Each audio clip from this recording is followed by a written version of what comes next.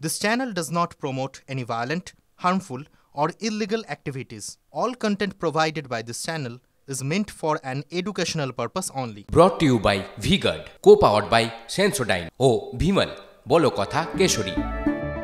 Associate sponsor Ultratech Cement.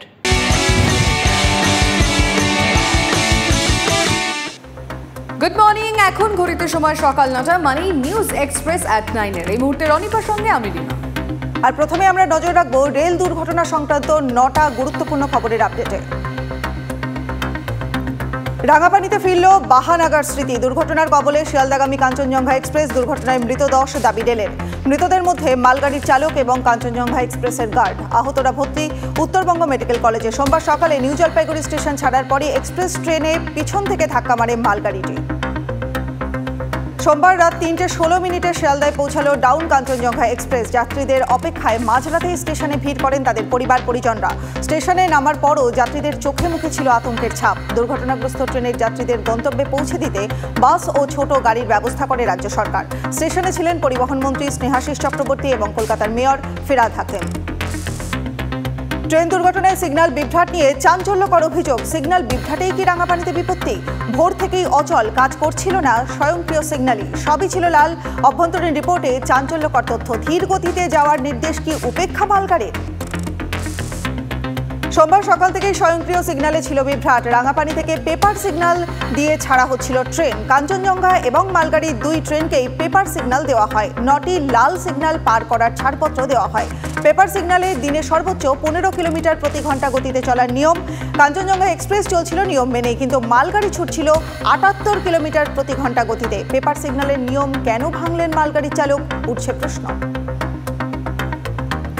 মালগাড়ির চালকের ভুলেই দুর্ঘটনা, নথিতে তেমনই ইঙ্গিত। যদিও মালগাড়ির গতিতে উঠছে একাধিক প্রশ্ন। রাঙাপানি এবং নিজবাড়ি স্টেশনের মধ্যে দূরত্ব মাত্র 7 কিলোমিটার। এই দুই স্টেশনের মাঝে দুর্ঘটনা ঘটে।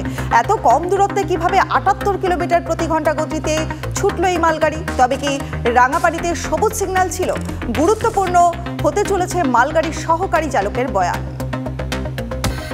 মালগাড়ি চালকের উপর দুর্ঘটনার দায় ঠেলছে রেল। সিগন্যাল না মেনেই এগিয়ে যান মালগাড়ির চালক, দাবি রেলের। কি কারণে এদিন একই লাইনে চলে এলো মালগাড়ি এবং দূরপাল্লার ট্রেন, তা নিয়ে উঠছে একাধিক প্রশ্ন। শুধুই কি লোকো পাইলটের দোষ? ওভারটাইমের ধকল নয় তো? দুর্ঘটনা ঘিরে অজস্র প্রশ্ন।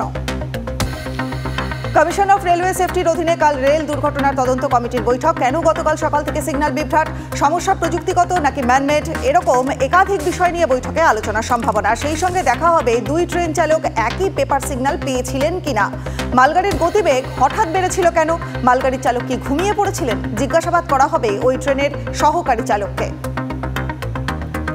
ঢাকঢোলি সার। গোটা দেশে মাত্র 1,500 কিলোমিটারের কবচ ট্রেনের সংঘর্ষ এড়াতে কবচ প্রযুক্তি আনে রেল।